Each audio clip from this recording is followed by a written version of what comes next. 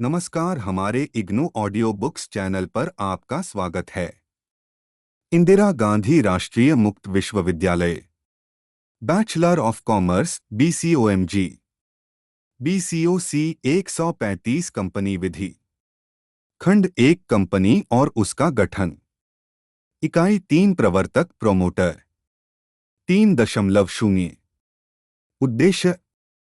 इस इकाई का अध्ययन करने के पश्चात आप इस योग्य हो सकेंगे कि प्रवर्तक के अर्थ तथा महत्व का वर्णन कर सकें, प्रवर्तक के कार्यों को सूचीबद्ध कर सकें, प्रवर्तक के कर्तव्यों एवं दायित्वों को गिना सकें, प्रवर्तकों के देय पारिश्रमिक का वर्णन कर सकें और प्रारंभिक या निगमन से पूर्व अनुबंधों की स्थिति का वर्णन कर सकें।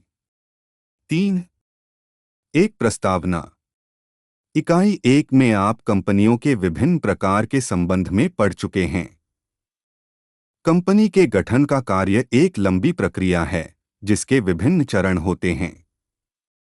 कंपनी के गठन का पहला चरण प्रवर्तन प्रमोशन होता है। इस चरण में एक व्यक्ति या व्यक्तियों के समूह, जिसे प्रवर्तक प्रोमोटर कहते हैं, के द्वारा किसी व्यापार के संचालन के विचार की परिकल्पना की जाती है। कंपनी का गठन करने के लिए अनेक औपचारिकताओं का पालन करना पड़ता है। प्रवर्तक इन औपचारिकताओं को पूर्ण करके कंपनी का गठन करते हैं। इस इकाई में आप प्रवर्तकों का अर्थ एवं कार्यों, उनकी कानूनी स्थिति तथा उनके कर्तव्यों के बारे में पढ़ेंगे। अंत में आप प्रवर्तक द्वारा किए गए निगमन से पूर्व के अनुबंधों के विषय में भी प्रवर्तकों की कानूनी स्थिति में भी पढ़ेंगे। 3.2 प्रवर्तक अर्थ एवं महत्व। आप पढ़ चुके हैं कि कंपनी कानून के द्वारा निर्मित एक कृत्रिम व्यक्ति होती है। यथाविधि से इसका निगमन होने पर ही इसका जन्म होता है। कंपनी का निगमन करने के लिए विभिन्न प्रकार के दस्तावेज तैयार करने पड़ते हैं तथा अनेक अन्य औपचारिकताएं पूर्ण करनी पड़ती हैं। ये समस्त कार्य प्रवर्तकों के द्वारा किए जाते हैं। जर्स्टेनबर्ग ने प्रवर्तन की परिभाषा इस प्रकार की है: व्यावसायिक अवसरों को खोजना, तत्पश्चात उससे लाभ अर्जित करने के लिए व्यावसायिक इकाई का रूप देने के लिए धन संपत्तियां एवं प्रबंधकीय योग्यता का संगठन करना। विचार की परिकल्पना करने के पश्चात उस व्यवसाय के कमजोर तथा मजबूत पक्षों को जानने के लिए प्रवर्तक विस्तृत जांच पड़ताल करते हैं, आवश्यक पूंजी की राशि निर्धारित करते हैं और कार्यकारी व्ययों का अनुमान लगाकर संभावित आय का अनुमान लगाते हैं। जब प्रवर्तक विचार की लाभप्रदता के विषय में पूर्णतः संतुष्ट हो जाते हैं, तब वे कंपनी के निगमन के लिए आवश्यक कार्यवाही आरंभ करते हैं। L.J. बोवेन के अनुसार प्रवर्तक शब्द कानून का शब्द नहीं है बल्कि व्यवसाय का शब्द है। इस एक शब्द में वे समस्त व्यावसायिक प्रक्रियाएं सम्मिलित होती हैं जिनके द्वारा कंपनी का निर्माण किया जाता है।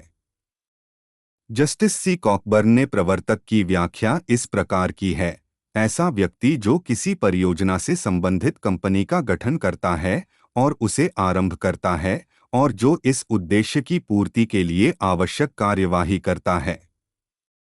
कंपनी अधिनियम 2013 की धारा 269 के अनुसार प्रवर्तक से अभिप्राय ऐसे व्यक्ति से है जिसे प्रविवरण प्रॉस्पेक्टस में उस रूप में नामित किया गया है या धारा 92 में निर्दिष्ट वार्षिक विवरणी में कंपनी द्वारा परिचित कराया गया है, या जिसका कंपनी के कामकाज पर प्रत्यक्ष या अप्रत्यक्ष, चाहे किसी शेयरधारक या चाहे किसी शेयरधारक निदेशक के रूप में या अन्यथा नियंत्रण है, या जिसकी सलाह, निदेशों या अनुदेशों के अनुसार कंपनी का निदेशक बोर्ड कार्य करने का अभ्यस्त है।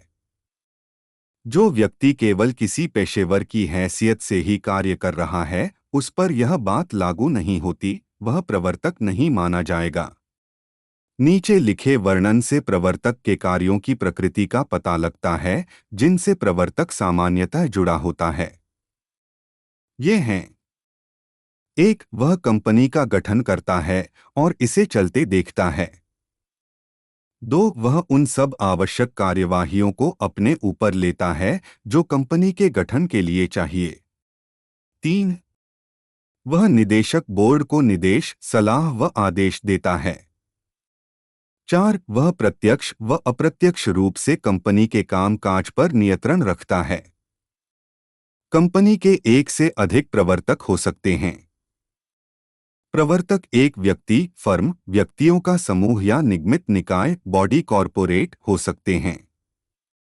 यहां तक कि यदि किसी व्यक्ति ने प्रवर्तन प्रक्रिया में मामूली सा भी भाग लिया हो तो उसे भी प्रवर्तक माना जाता है।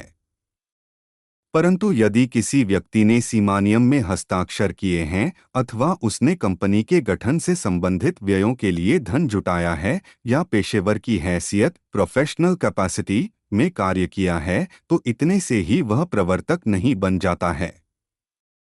उदाहरण के लिए कंपनी के निगमन प्रमाण पत्र प्राप्त करना या कंपनी के पंजीकरण के दस्तावेज तैयार करना।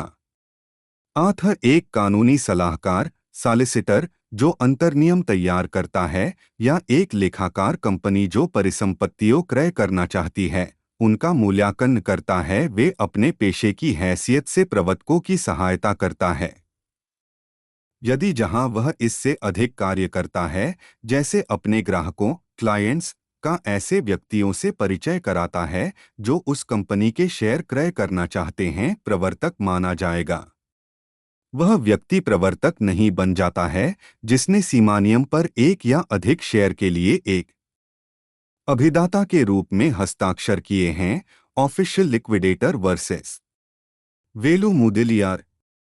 उपर्युक्त विवरण से आपको यह स्पष्ट हो गया होगा कि प्रवर्तक एक ऐसा व्यक्ति है जो कंपनी को अस्तित्व में लाने के लिए प्रारंभिक कर्तव्यों का पालन करता है। इस प्रकार यह निर्णय करने के लिए कि कौन व्यक्ति प्रवर्तक है, हमें यह देखना चाहिए कि क्या वह कंपनी का गठन करने का इच्छुक है तथा इसके लिए आवश्यक कदम उठाने के लिए तैयार है या नहीं। कंपनी के गठन कार्य में प्रवर्तक वास्तव में अत्यंत महत्वपूर्ण सेवाएं प्रदान करते हैं। वे समाज की सेवा करते हैं तथा देश के औद्योगिक विकास में महत्वपूर्ण योगदान करते हैं। प्रवर्तक को धन का जनक तथा आर्थिक मसीहा कहा जाता है। प्रवर्तक बहुत जोखिमपूर्ण कार्य करते हैं क्योंकि यदि उनकी परिकल्पना गलत निकलती है तो जो भी धन व समय उन्होंने उसमें लगाया है वे सब व्यर्थ हो जाते हैं। 3.3 प्रवर्तक के कार्य। आप पढ़ चुके हैं कि कंपनी के गठन में प्रवर्तक का महत्वपूर्ण योगदान होता है। आपने यह भी पढ़ा कि एक व्यक्ति, संस्था या कंपनी प्रवर्तक हो सकती है। प्रवर्तक की हैसियत से कंपनी का निगमन करने तथा इसका कार्य आरंभ करने के लिए प्रवर्तक निम्नलिखित कार्य करते हैं। 1. कंपनी के गठन की योजना की परिकल्पना। प्रवर्तक ही सामान्यतः वे पहले व्यक्ति होते हैं जो व्यवसाय करने के विचार की योजना बनाते हैं। वे इस बात की आवश्यक जांच पड़ताल का कार्य करते हैं कि क्या कंपनी का गठन संभव तथा लाभप्रद होगा। तत्पश्चात वे आवश्यक साधनों को संगठित करके अपने विचारों को वास्तविक रूप देने के लिए कंपनी गठित करते हैं। इस अर्थ में प्रवर्तक ही कंपनी के गठन की योजना बनाने वाले पहले व्यक्ति होते हैं। 2. परियोजना से जुड़ने के लिए तैयार आवश्यक संख्या में व्यक्तियों का सहयोग प्राप्त करना। निजी कंपनी का गठन करना है अथवा सार्वजनिक कंपनी का, उसी के अनुसार प्रवर्तक आवश्यक संख्या में व्यक्तियों का सहयोग प्राप्त करने का प्रयास करते हैं। सार्वजनिक कंपनी के निर्माण के लिए सदस्यों की न्यूनतम संख्या 7 तथा निजी कंपनी की दशा में यह संख्या 2 होती है। कंपनी के स्वरूप के अनुसार प्रवर्तक प्रारंभिक सदस्यों की संख्या तय करते हैं। 3. कंपनी के प्रथम निदेशकों के रूप में कार्य करने के लिए सहमत व्यक्तियों को खोजना एवं उनकी सहमति प्राप्त करना। आप इकाई 1 पढ़ चुके हैं कि कंपनी में प्रतिनिधित्व प्रबंध प्रणाली का चलन होता है तथा इसका प्रबंध ऐसे व्यक्तियों द्वारा किया जाता है जिन्हें निदेशक कहते हैं। साधारणतः कंपनी के प्रवर्तक ही प्रथम निदेशक स्वयं होते हैं या वे ही निदेशकों की नियुक्ति करते हैं। प्रवर्तक कुछ ऐसे व्यक्तियों की सहमति प्राप्त करते हैं जो उनके विचार में इस कार्य के लिए उपर्युक्त है और ऐसे व्यक्तियों को ही प्रस्तावित कंपनी का प्रथम निदेशक नियुक्त किया जाता है। कई बार प्रवर्तक स्वयं ही पहले निदेशक बनते हैं। 4. कंपनी के नाम के विषय में निर्णय करना। कंपनी के नाम का चयन करने के लिए प्रवर्तकों को कंपनियों के रजिस्ट्रार से अनुमति प्राप्त करनी पड़ती है। आमतौर से प्रवर्तक कंपनी के लिए प्राथमिकता के आधार पर 3 नामों का सुझाव देते हैं। नाम का चयन करते समय प्रवर्तकों को ध्यान रखना चाहिए कि कंपनी का प्रस्तावित नाम पहले से ही चल रही किसी कंपनी के नाम जैसा या उससे मिलता जुलता न हो। उन्हें इस बात का भी ध्यान रखना चाहिए कि जो नाम उन्होंने सुझाए हैं वह कॉरपोरेट कार्य मंत्रालय मिनिस्ट्री ऑफ कॉरपोरेट अफेयर्स द्वारा बनाए गए नियम और दिशा निर्देश के अनुसार हैं। हम कंपनी के नाम से संबंधित प्रावधानों को इकाई 6 के विस्तार से चर्चा करेंगे। प्रस्तावित कंपनी के दस्तावेज तैयार करवाना। आप अगली इकाई में पढ़ेंगे कि कंपनी का पंजीयन कराने तथा इसे अस्तित्व में लाने के लिए कंपनियों के रजिस्ट्रार के पास कुछ आवश्यक दस्तावेज जैसे कंपनी के सीमा नियम मेमोरेंडम ऑफ एसोसिएशन एवं अंतर्नियम आर्टिकल्स ऑफ एसोसिएशन फाइल जमा कराने पड़ते हैं। जैसा कि आप जानते हैं कि निगमन से पूर्व कंपनी का कोई अस्तित्व नहीं होता है, इसलिए इन दस्तावेजों को तैयार करवाने का कार्य भी प्रवर्तक ही करते हैं। कानूनी सलाहकारों की सहायता से प्रवर्तक सीमा नियम एवं अंतर्नियम तैयार करने व छपाई कराने का कार्य करते हैं। यदि प्रस्तावित कंपनी सार्वजनिक कंपनी है जो निगमन के बाद शेयर जारी करेगी, तब प्रवर्तक को प्रविवरण प्रॉस्पेक्टस भी तैयार करने व छपाई कराने की व्यवस्था करनी चाहिए। कंपनी के लिए बैंकर, दलाल तथा कानूनी सलाहकारों की नियुक्ति कंपनी के निगमन के लिए अनेक कानूनी औपचारिकताओं का पालन करना पड़ता है। गठन से संबंधित अनेक विषयों के लिए प्रवर्तकों को कानूनी सलाहकारों की सहायता लेनी पड़ती है। कंपनी के गठन की प्रक्रियाओं में सहायता प्राप्त करने के लिए वे कानूनी सलाहकार सॉलिसिटर नियुक्त करते हैं। कंपनी का गठन किसी व्यवसाय को चलाने के लिए किया जाता है, इसे धन के प्रबंध का भी कार्य करना होता है। इसलिए प्रवर्तकों को बैंकर की नियुक्ति अवश्य ही करनी चाहिए जो शेयरों के प्रार्थना पत्र की राशि को प्राप्त करें। यदि प्रस्तावित कंपनी सार्वजनिक कंपनी है और जनता द्वारा पूंजी जुटाने का प्रस्ताव है, तो प्रवर्तकों को कंपनी के प्रथम पूंजी निर्गमन को सफल बनाने के लिए अभिगोपक अंडरराइटर्स तथा दलालों ब्रोकर्स की भी नियुक्ति करनी चाहिए। 7. परिसंपत्तियों को प्राप्त करने के लिए प्रारंभिक करार करना है। कंपनी की फैक्ट्री के लिए प्रवर्तकों को उपयुक्त स्थान का क्रय करना होता है, प्लांट एवं मशीनरी की व्यवस्था करनी होती है तथा महत्वपूर्ण पदों पर कार्य करने के लिए व्यक्तियों की नियुक्तियां भी करनी होती हैं। कई बार कंपनी के कारोबार को ठीक से चलाने के लिए किसी चल रहे व्यवसाय की परिसंपत्तियों को खरीदने का कार्य भी करना पड़ता है। ऐसी परिसंपत्तियों या व्यवसाय को उचित शर्तों पर खरीदने का कार्य भी प्रवर्तक ही करते हैं। 7. विक्रेताओं के साथ प्रारंभिक अनुबंध करना। जैसा कि ऊपर बताया गया है, कंपनी के लिए आवश्यक परिसंपत्तियां खरीदने के लिए प्रवर्तकों को विक्रेताओं से अनुबंध करने के लिए शर्तों को तय करने का कार्य भी करना पड़ता है। ऐसे अनुबंधों को प्रारंभिक अनुबंध कहते हैं।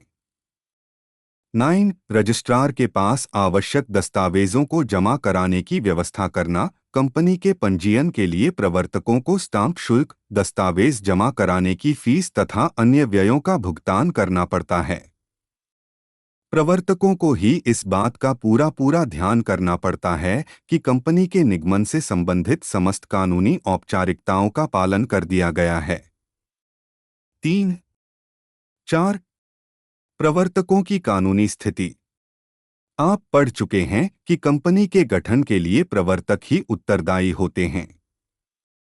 इस दृष्टि से कंपनी के गठन कार्य में प्रवर्तकों का स्थान अत्यंत ही महत्वपूर्ण है तथा उन्हें व्यापक अधिकार भी प्राप्त होते हैं। कंपनी के प्रवर्तक की कानूनी स्थिति बड़ी विचित्र है। कंपनी के प्रवर्तकों की कानूनी स्थिति यह है कि वे जिस कंपनी का प्रवर्तन करते हैं वे उसके न तो एजेंट होते हैं और न ही न्यासी। वे एजेंट इसीलिए नहीं होते क्योंकि अभी उनके प्रधान यानी कंपनी का कोई अस्तित्व नहीं है, और न्यासी इसलिए नहीं होने क्योंकि कोई न्यास ट्रस्ट नहीं है। इसी तर्क के आधार पर प्रवर्तकों को कंपनी का न्यासी ट्रस्टी भी नहीं कहा जा सकता। परंतु इसका यह अर्थ नहीं है कि प्रस्तावित कंपनी से प्रवर्तकों का कोई कानूनी संबंध ही नहीं है। प्रवर्तकों की सही कानूनी स्थिति का वर्णन करने के लिए हम यह कह सकते हैं कि कंपनी तथा उसके प्रवर्तकों का वैश्वासिक फिड्यूशियरी संबंध होता है। अर्लैंगर वर्सेस न्यू समब्रेरो फॉस्फेट के मामले में न्यायाधीश लॉर्ड केन्स ने प्रवर्तक की स्थिति का सही वर्णन इस प्रकार किया है।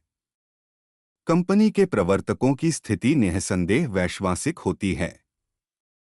उनके हाथों में ही कंपनी का निर्माण है तथा वे ही कंपनी का भविष्य तय करते हैं। वह इस बात का निर्णय करते हैं कि कंपनी कब और कैसे बनेगी, उसकी क्या आकृति होगी तथा वह कैसे और किसके निरीक्षण में कार्य करेगी। वास्तव में प्रवर्तक जिस कंपनी का प्रवर्तन करते हैं उसके साथ उनका संबंध वैश्वासिक है। यही नहीं बल्कि वे जिन शेयरधारियों को कंपनी के शेयर खरीदने के प्रेरित करते हैं उनके साथ भी प्रवर्तकों का संबंध वैश्वासिक ही होता है। लगूनास नाइट्रेट को versus Lagunas syndicate 1899। Lord Justice Lindley ने Lydney and Wigpool iron ore company versus Bird 1866 में प्रवर्तक की स्थिति इस प्रकार बताई है। यद्यपि प्रवर्तक कंपनी के गठन से पहले ना ही कंपनी का एजेंट ना ही न्यासी होता है, किंतु उसकी विशेष स्थिति देखते हुए एजेंसी व न्यास के पुराने कानूनी सिद्धांत का विस्तार किया है और ऐसे मामलों को पूरा करने में उचित विस्तार किया है। यह निश्चित है कि प्रवर्तक ने कोई भी धन गुप्त रूप से प्राप्त किया है वह उसके लिए उत्तरदायी है। यह इसी प्रकार है जैसे एक एजेंट और प्रधान या न्यासी और धर्मस्व प्राप्तकर्ता सेस्ट्यूइक्यू का संबंध होता है। ऐसा ही संबंध जब उसने धन प्राप्त किया था उसके व कंपनी के बीच उस समय था। आपने एजेंसी व साझेदारी अनुबंधों में पढ़ रखा है कि वैश्वासिक संबंध से तात्पर्य ऐसे संबंध से है जो पूर्ण विश्वास एवं सविश्वास पर आधारित होता है तथा जहां महत्वपूर्ण लक्ष्यों को प्रकट कर दिया जाना चाहिए। वैश्वासिक स्थिति होने के कारण प्रवर्तकों को कंपनी की कीमत पर प्रत्यक्ष या अप्रत्यक्ष रूप से कोई भी गुप्त लाभ बिना कंपनी की सहमति के प्राप्त नहीं करना चाहिए। 3.5 प्रवर्तक के कर्तव्य। उपर्युक्त अनुच्छेद में आपने पढ़ा कि जिस कंपनी का प्रवर्तन किया जा रहा है उसके साथ प्रवर्तकों की स्थिति पूर्ण विश्वास और भरोसे की होती है। इस वैश्वासिक स्थिति में प्रवर्तकों के निम्नलिखित मुख्य कर्तव्य हैं। 1. गुप्त लाभ न कमाना। कंपनी के प्रवर्तन के दौरान प्रवर्तकों को प्रत्यक्ष या अप्रत्यक्ष रूप से कोई लाभ प्राप्त नहीं करना चाहिए। क्योंकि प्रवर्तक न्यासी की स्थिति में होता है अतः उसका कर्तव्य है कि पूरी ईमानदारी से कार्य करे तथा न्यासी की अपनी स्थिति की गरिमा को बनाए रखे। यहाँ यह स्मरण रहे कि कानून द्वारा प्रवर्तकों को लाभ कमाने से रोका नहीं गया है। कानून के द्वारा उन्हें केवल गुप्त लाभ कमाने से रोका गया है, अर्थात ऐसे लाभ जिन्हें प्रवर्तकों ने कंपनी को न बताया हो। गुप्त लाभ क्या होता है इसका अच्छा उदाहरण ग्लक्सटीन वर्सेस बार्न्स 1900 के केस में मिलता है। इस वाद में एक संपत्ति जिसका नाम ओलिम्पिया था क्रय करने के लिए व्यक्तियों की सिंडिकेट बनाई और इस ओलिम्पिया का विक्रय एक कंपनी बनाकर उसको करना था। सिंडिकेट ने पहले पुरानी ओलिम्पिया के डिबेंचर बट्टे पर क्रय किए। उसके बाद उन्होंने कंपनी को ही £1,40,000 में खरीद लिया। इस रकम से जो उन्होंने दी थी, डिबेचरों का पूरा भुगतान कर दिया और पाउंड 20,000 कर लाभ कमा लिया। उन्होंने एक नई कंपनी का गठन किया और उसे ओलिम्पिया को पाउंड 1,80,000 में बेच दिया। प्रविवरण प्रास्पेक्टस में पाउंड 40,000 लाभ प्रकट किया, लेकिन पाउंड 20,000 नहीं। निर्णय हुआ कि गुप्त लाभ पाउंड 20,000 था और प्रवर्तक उस लाभ को कंपनी को देना पड़ेगा, क्योंकि उनके द्वारा कंपनी निदेशक की स्थिति में लाभ पाउंड 40,000 का बताना पर्याप्त नहीं है। किसको बताना है? आप पढ़ चुके हैं कि प्रवर्तक कंपनी के गठन से परंतु कंपनी की स्वीकृति से लाभ कमा सकता है, परंतु कंपनी एक कृत्रिम व्यक्ति है। समस्या है कि कंपनी की ओर से किससे स्वीकृति ली जाए। लगूनास नाइट्रेट को वर्सेस लगूनास सिंडिकेट एलटीडी 1899 में यह नहीं हुआ। या तो आरंभ के शेयरधारियों की स्वीकृति व्यक्तिगत रूप से ली जाए या इस संदर्भ में साधारण प्रस्ताव पारित करके ली जाए। यदि कंपनी ने प्रविवरण प्रास्पेक्टस जारी किया है तो शेयरधारियों के लिए इसमें प्रकट किया जाए। प्रत्येक शेयरधारी का प्रविवरण के आधार पर शेयर का अभिदान उस शेयरधारी की प्रवर्तक के लाभ के बारे में स्वीकृति मानी जाएगी।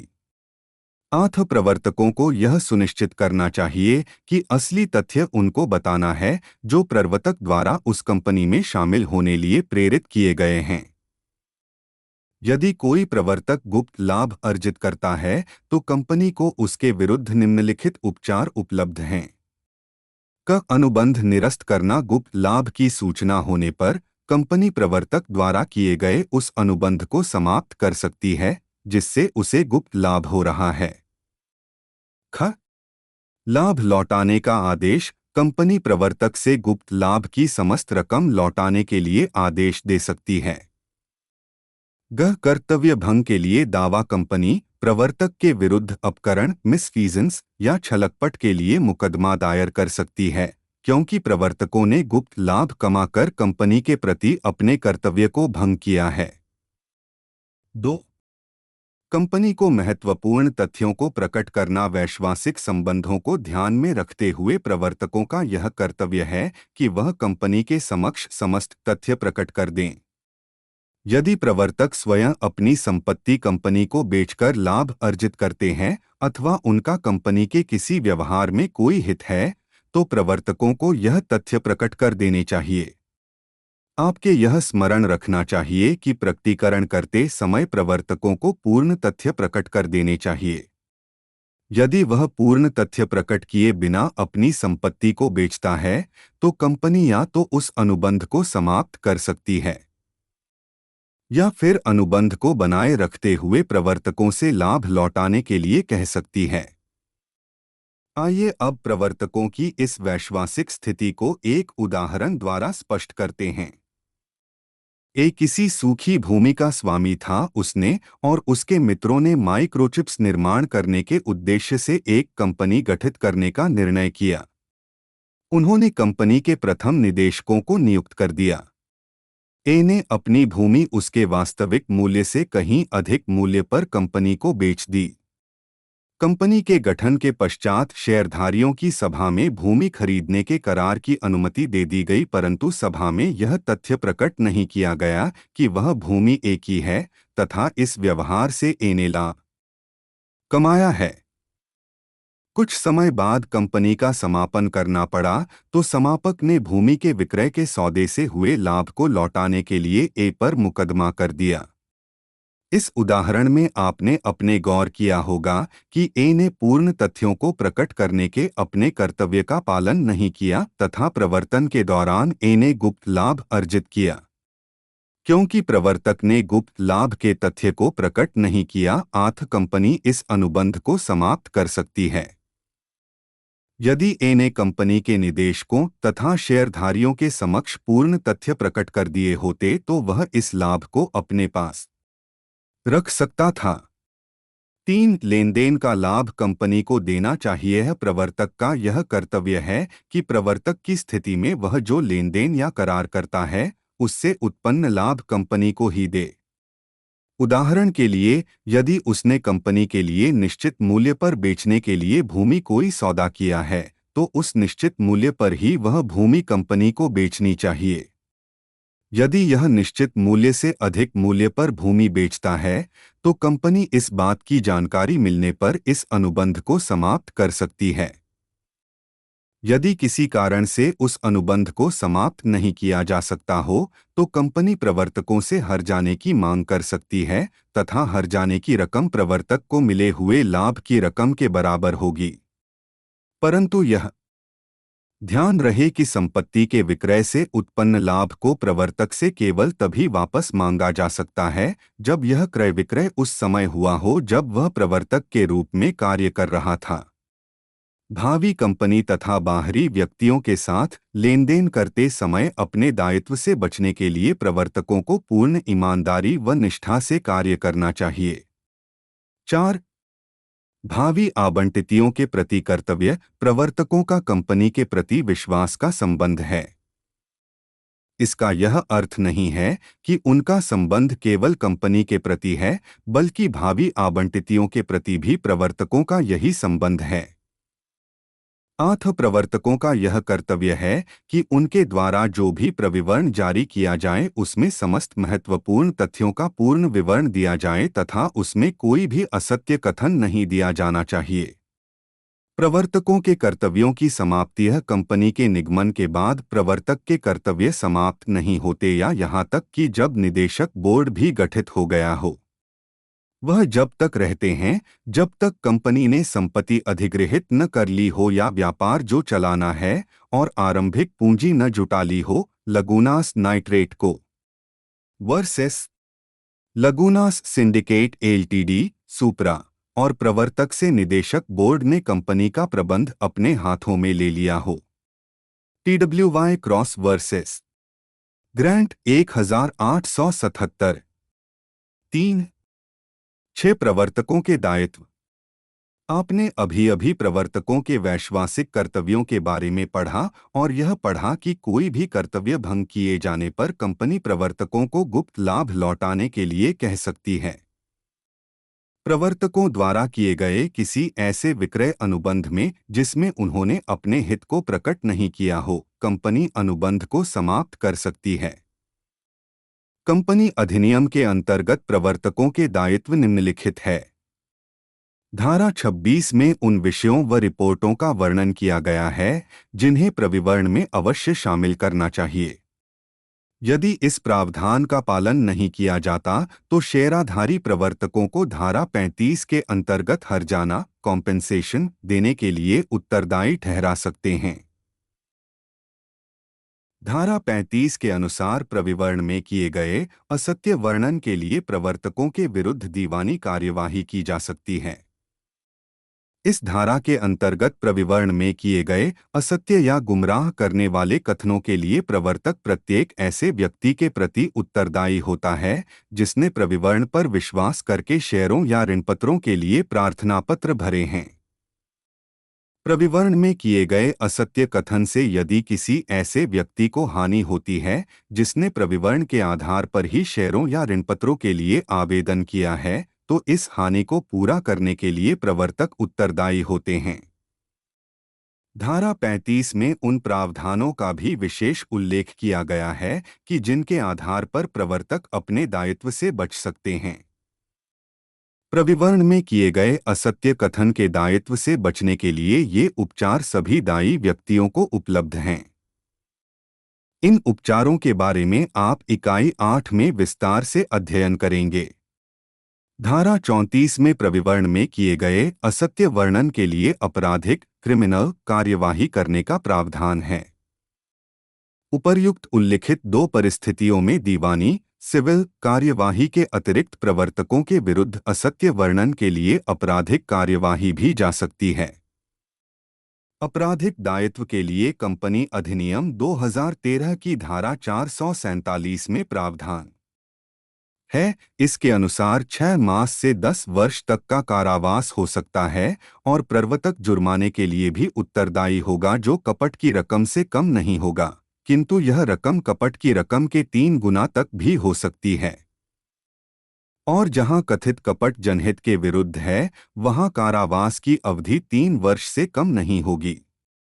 प्रवर्तकों को असत्य कथनों के लिए आपराधिक दायित्व जब तक वहन करना पड़ेगा जब तक वह साबित नहीं कर दे कि ऐसा कथन महत्वहीन था या उनके पास विश्वास करने के युक्ति युक्त आधार थे, और प्रविवरण जारी करते समय उसके पास उस कथन को सत्य समझने के लिए पर्याप्त आधार थे और चूक या सम्मिलित किया जाना आवश्यक था।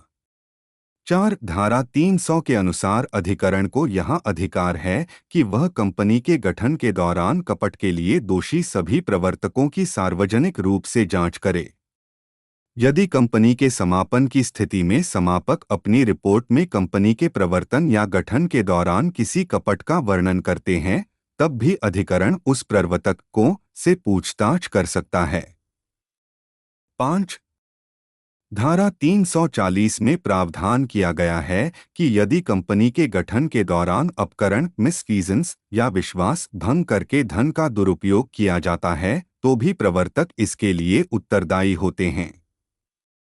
कंपनी के किसी अन्य निदेशक या अधिकारी के समान प्रवर्तकों को भी उत्तरदायी ठहराया जा सकता है यदि उसने कंपनी की किसी संपत्ति का दुरुपयोग किया है या निजी कार्यों के लिए प्रयोग किया है, अथवा वह कंपनी के प्रति विश्वास भंग करने या अपकरण का दोषी है। 6 निगमन से पूर्व किए गए अनुबंधों के लिए प्रवर्तक व्यक्तिगत रूप से उत्तरदायी होते हैं। प्रवर्तक की मृत्यु होने पर उसका यह दायित्व समाप्त नहीं होता। इस इकाई के 3.8 में आप निगमन से पूर्व के अनुबंधों के बारे में विस्तार से पढ़ेंगे तथा कंपनी को चालू करने के लिए विभिन्न साधनों को संगठित करना पड़ता है। उसे प्रारंभिक व्यय भी स्वयं ही करने पड़ते हैं। इस सब महत्वपूर्ण कार्यों व परिश्रम के लिए उसे पारिश्रमिक या खर्च या दोनों ही के लिए भुगतान की मांग करने का अधिकार होना चाहिए, परंतु उसे अपनी सेवाओं के लिए कानून के अंतर्गत कोई भी पारिश्रमिक पाने का तब तक अधिकार नहीं होता है जब तक कि इस संबंध में कंपनी के गठित होने के पश्चात प्रवर्तक का कंपनी से विशेष अनुबंध नहीं हो जाता। यह ध्यान रहे कि यदि निगमन से पहले संभावित निदेशकों के साथ प्रवर्तकों का कोई अनुबंध हो भी जाता है, तब भी उसे पारिश्रमिक प्राप्त करने का कोई वैध अधिकार नहीं है। ऐसा इसलिए है क्योंकि निदेशक कंपनी की ओर से कोई अनुबंध नहीं कर सकते क्योंकि अभी कंपनी अस्तित्व में आई ही नहीं है।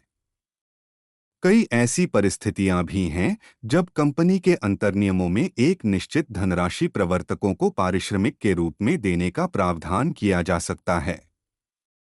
ऐसा प्रावधान होने पर निदेशकों को यह भुगतान करने का अधिकार प्राप्त हो जाता है, परंतु इससे प्रवर्तकों को पारिश्रमिक की मांग करने या उसे वसूल करने के लिए दावा करने का कानूनी अधिकार प्राप्त नहीं हो जाता।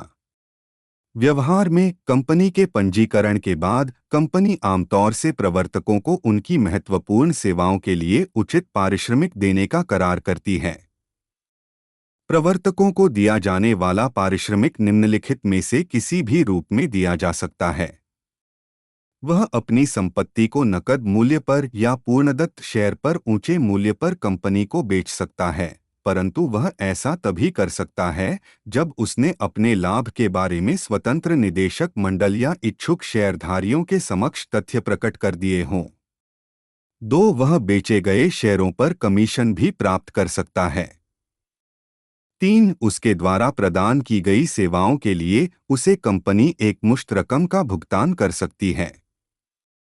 4 कंपनी प्रवर्तकों को पूर्णदत्त शेयर जारी कर सकती है, या तो मुफ्त या भारी बट्टे पर। 5 चाहे किसी भी ढंग से भुगतान किया गया हो, भुगतान की राशि का पूर्ण विवरण प्रविवरण में अवश्य दिया जाना चाहिए। 3.8 प्रारंभिक अनुबंधों या निगमन से पूर्व अनुबंधों की स्थिति, पोजीशन ऑफ प्रीलिमिनरी और प्री इनकॉर्पोरेशन कॉन्ट्रैक्ट्स। कंपनी के गठन के लिए आवश्यक औपचारिकताओं को पूर्ण करने तथा साधनों को संगठित करने के लिए प्रवर्तकों को अन्य पक्षकारों के साथ ऐसी कंपनी के लिए अनुबंध करने पड़ते हैं जो अभी अस्तित्व में नहीं आई है। ऐसे अनुबंध सामान्यतः प्रवर्तक किसी संपत्ति को खरीदने या किसी कंपनी के अधिकार को प्राप्त करने के लिए करते हैं। कंपनी के निगमन से पूर्व प्रवर्तकों द्वारा कंपनी की ओर से अन्य पक्षकारों के साथ किए गए अनुबंधों को प्रारंभिक अनुबंध कहते हैं।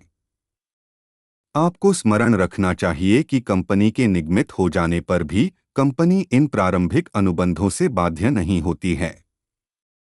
इसका कारण यह है कि निगमन से पहले कंपनी कोई अनुबंध कर ही नहीं सकती, क्योंकि इसका कोई कानूनी अस्तित्व नहीं होता। यही नहीं, बल्कि निगमन के पश्चात कंपनी इन प्रारंभिक अनुबंधों की पुष्टि भी नहीं कर सकती, क्योंकि वैध पुष्टिकरण के लिए आवश्यक है कि जिस समय प्रवर्तकों ने अनुबंध किया हो उस समय प्रधान कंपनी का अस्तित्व होना चाहिए। प्रारंभिक अनुबंधों के आधार पर कंपनी न तो अन्य पक्षकारों के विरुद्ध कोई मुकदमा दायर कर सकती है और न ही अन्य पक्ष कंपनी के विरुद्ध मुकदमा कर सकते हैं, क्योंकि निगमन से पहले कंपनी का कोई अस्तित्व ही नहीं होता। प्रारंभिक अनुबंधों की स्थिति को निम्न प्रकार से स्पष्ट किया जा सकता है। पंजीकरण होने पर कंपनी प्रारंभिक अनुबंधों से बाध्य नहीं होती है। प्रारंभिक अनुबंध से कंपनी बाध्य नहीं होती, भले ही उसने उस अनुबंध के अंतर्गत किए गए कार्यों का लाभ उठाया हो। उदाहरण के लिए, कंपनी के प्रवर्तकों ने कंपनी की सीमानियम तथा अंतर्नियम तैयार करने के लिए एक कानूनी सलाहकार सॉलिसिटर को नियुक्त किया। कानूनी सलाहकार ने कंपनी के पंजीयन की फीस आदि भी चुकाई। ये प्रवर्तक बाद में कंपनी के निदेशक बन गए। कानूनी सलाहकार ने खर्चों तथा अपनी फीस के लिए दावा कर दिया। निर्णय दिया गया कि जब व्यय किए गए थे, जब समय कंपनी का अस्तित्व ही नहीं था, अतः कंपनी भुगतान करने के लिए बाध्य नहीं है। कंपनी प्रारंभिक अनुबंधों को प्रवर्तित नहीं कर सकती। आपको याद रखना चाहिए कि जिस प्रकार प्रारंभिक अनुबंधों के लिए कंपनी उत्तरदायी नहीं होती, उसी तरह निगमन के पहले किए गए किसी भी अनुबंध को कंपनी प्रवर्तित नहीं कर सकती। इसका अर्थ यह है कि प्रारंभिक अनुबंधों के आधार पर कंपनी दूसरे पक्षों पर अनुबंध का पालन करने के लिए मुकदमा नहीं कर सकती। उदाहरणार्थ, एक्स आसाम में एक भूमि के टुकड़े का स्वामी था। उसने अपनी भूमि को एक प्रस्तावित कंपनी के प्रवर्तकों ए, बी और सी को पट्टे पर देने का अनुबंध कर लिया। बाद में प्रवर्तकों ने एम पीवीटी एलटीडी नाम की कंपनी का गठन किया। भूमि की जांच करने पर पता चला कि वहां पर तेल निकलने की पूर्ण संभावना है। तदुपरांत एक्स ने एम पीवीटी एलटीडी को जमीन पट्टे पर देने से इनकार कर दिया। निर्णय दिया गया कि कंपनी एक्स के विरुद्ध मुकदमा नहीं कर सकती तथा वह यथा निर्दिष्ट पालन की मांग भी नहीं कर सकती, क्योंकि जिस समय पट्टे पर हस्ताक्षर हुए थे उस समय कंपनी का अस्तित्व ही नहीं था। 3. कंपनी प्रारंभिक अनुबंधों की पुष्टि नहीं कर सकती है। कंपनी के निगमित होने के पश्चात कंपनी अपने अस्तित्व से पहले किए गए अनुबंधों की पुष्टि नहीं कर सकती। एजेंसी के अनुबंध में आपने पढ़ा था कि वैध पुष्टिकरण के लिए यह आवश्यक है कि जिस समय प्रारंभ में अनुबंध किया गया था उस समय प्रधान का अस्तित्व में होना आवश्यक है, और यहां अनुबंध करने के समय कंपनी अस्तित्व में थी ही नहीं, अतः निगमन के पश्चात कंपनी प्रारंभिक अनुबंधों की पुष्टि नहीं कर सकती। केल्नर वर्सेस बैक्स्टर के केस में निर्णय दिया गया था कि प्रारंभिक अनुबंध करने के समय कंपनी का अस्तित्व नहीं था, अतः कंपनी उनकी पुष्टि भी नहीं कर सकती। हाँ, कंपनी यह अवश्य कर सकती है कि वह निगमन के बाद विक्रेताओं से नया अनुबंध कर सकती है तथा यह नया अनुबंध प्रारंभिक अनुबंध के आधार पर तथा उन्हीं शर्तों पर किया जा सकता है। उपर्युक्त नियमों के संबंध में हमारे देश में विनिर्दिष्ट अनुतोष अधिनियम 1963 स्पेसिफिक रिलीफ एक्ट में महत्वपूर्ण प्रावधान किए गए हैं। ये प्रावधान उपर्युक्त नियमों के अपवाद स्वरूप है। विनिर्दिष्ट अनुतोष अधिनियम की धारा 15 एवं 19 के अनुसार यदि निगमन से पहले प्रवर्तकों द्वारा कंपनी की ओर से कोई ऐसा अनुबंध किया गया है जो कंपनी के उद्देश्यों के लिए किया गया हो तथा यह अनुबंध निगमन की शर्तों के अनुसार हो, तो ऐसा अनुबंध कंपनी के द्वारा अथवा उसके विरुद्ध प्रवर्तित कराया जा सकता है, बशर्ते कंपनी ने निगमन के बाद उस अनुबंध को स्वीकार किया हो तथा स्वीकृति की सूचना दूसरे पक्ष को दे दी गई हो। उपर्युक्त पैरा में कंपनी के उद्देश्यों के लिए से तात्पर्य ऐसे अनुबंधों से है जो कंपनी के निगमन तथा कार्यशीलता के लिए आवश्यक हैं। उदाहरण कंपनी के सीमा नियम एवं अंतर्नियमों को तैयार करने व छपाई कराने का अनुबंध अथवा कंपनी में उत्पादन कार्य आरंभ करने के लिए आवश्यक कच्चे माल की सप्लाई करने का अनुबंध। ये अनुबंध कंपनी के उद्देश्यों के लिए माने जाते हैं। अब तक आपको यह स्पष्ट हो गया होगा कि ऐसे अनुबंधों को प्रवर्तित कराने के लिए यह आवश्यक है कि निगमन के बाद कंपनी में उन्हें स्वीकार किया हो तथा इस स्वीकृति की सूचना दूसरे पक्ष को दे दी गई हो। 3.8 एक निगमन से पूर्व अनुबंधों के लिए प्रवर्तकों के दायित्व। यह एक महत्वपूर्ण प्रश्न है जिसका स्पष्टीकरण करना आवश्यक है कि वह प्रवर्तक की निगमन के पूर्व अनुबंधों के संबंध में क्या स्थिति होती है। यदि कंपनी निगमन के बाद नया अनुबंध नहीं करती और यह अनुबंध कंपनी के निगमन से संबंधित भी नहीं है, ऐसी स्थिति में प्रवर्तक की कानूनी स्थिति क्या होगी जिसने ऐसा अनुबंध किया है। प्रवर्तक ऐसे अनुबंधों के लिए व्यक्तिगत रूप से उत्तरदायी होते हैं जो उन्होंने ऐसी कंपनी के लिए किए हैं जिसका अस्तित्व नहीं है। आप पढ़ चुके हैं कि प्रारंभिक अनुबंधों को कंपनी के द्वारा अथवा उसके विरुद्ध प्रवर्तित नहीं कराया जा सकता, न ही वह बाध्य है। इसलिए प्रवर्तक ऐसे पूर्व निगमन अनुबंधों के लिए स्वयं अकेले ही व्यक्तिगत रूप से उत्तरदायी रहते हैं। इसका कारण यह है कि प्रारंभिक अनुबंध उस कंपनी के लिए है जिसका अस्तित्व नहीं है और यह दोनों पक्षकारों को ज्ञात है। अतः यह माना जाता है कि ये अनुबंध प्रवर्तकों ने स्वयं किए हैं तथा वह ही इनके निष्पादन के लिए व्यक्तिगत रूप से उत्तरदायी हैं। कि यदि निगम प्रवर्तक जो प्रारंभिक अनुबंध करते हैं उनमें प्रायः प्रावधान होता है कि यदि निगमन के बाद कंपनी इन करारों को स्वीकार करती है तो प्रवर्तकों का दायित्व समाप्त हो जाता है। यदि कंपनी एक निश्चित अवधि के भीतर प्रारंभिक अनुबंधों को स्वीकार नहीं करती है तो कोई भी पक्ष इस अनुबंध को रद्द कर सकता है। ऐसी स्थिति में निर्धारित समय के व्यतीत हो जाने पर प्रवर्तकों का दायित्व समाप्त हो जाता है। फोनोग्राम लिमिटेड वर्सेस लेन 1982 केस में यह बताया गया कि यद्यपि अनुबंध कंपनी के गठन से पहले हुआ जो कंपनी पर बाध्य नहीं है, परंतु इसका कानूनी प्रभाव बिल्कुल समाप्त नहीं होता। हालांकि वे सब व्यक्ति जिन्होंने अनुबंध किया था वह जानते हैं कि कंपनी का अभी निगमन नहीं हुआ है। इस वाद में एक व्यक्ति ने एक पॉप ग्रुप का निगमन कराने के लिए एक रिकॉर्डिंग कंपनी से वित्तीय सहायता ली थी। यह निर्णय हुआ कि वह व्यक्तिगत रूप से वह रकम वापस करने के लिए बाध्य है जो उसने अपने प्रोजेक्ट के लिए ली जो विफल हो गया। अनुबंध का प्रभाव एक व्यक्तिगत अनुबंध की तरह होता है उन व्यक्तियों के साथ जो कंपनी की ओर से अनुबंध करते हैं। केल्नर वर्सेस बैक्स्टर प्रवर्तकों को हर्जाना देना होगा यदि वे कंपनी नाम से अनुबंध करते हैं एवं उसे पूरा नहीं करते। यह वहां भी लागू होगा जहां स्पष्ट रूप से अनुबंध में प्रावधान हो कि कंपनी की प्रदत्त पूंजी में से निष्पादन करना होगा। स्कॉट वर्सेस लॉर्ड एब्यूरी 1867 3-9 सारांश कंपनी के पंजीकरण व गठन करने में प्रवर्तन पहला कदम है। जो व्यक्ति इस कार्य को करते हैं उन्हें प्रवर्तक कहते हैं, परंतु जो व्यक्ति प्रवर्तकों की अनुभवी व्यक्तियों पेशेवर के रूप में सहायता करते हैं वे प्रवर्तक नहीं कहलाते। प्रवर्तक की स्थिति निदेशकों के बोर्ड बनते ही समाप्त हो जाती है और वे कंपनी का संचालन करना प्रारंभ कर देते हैं।